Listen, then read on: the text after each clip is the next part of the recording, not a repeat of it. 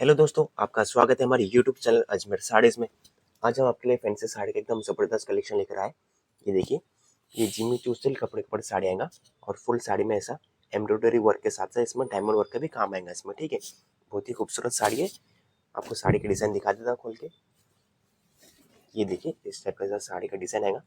ये स्टार्टिंग में इसमें पल्लू का डिज़ाइन है और ये देखिए ऐसा डायमंड वर्क का काम आएगा फुल साड़ी में। एकदम बुटीक काम है, बारीक काम है एकदम।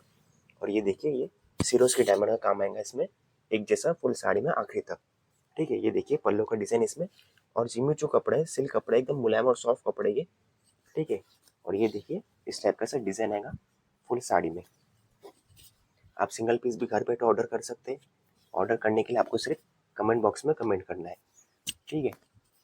और लाइट वेट है साड़ी, साड़ी का वेट कुछ नहीं है, सिंपल सोबर साड़ी है। और ये देखिए इसमें ब्लाउज पीस, जैसा साड़ी वैसा ब्लाउज, ब्लाउज पे भी एकदम बढ़िया काम आएगा इसमें, ठीक है। वीडियो पसंद है तो चैनल को सब्सक्राइब और वीडियो को लाइक करना ना भूलें।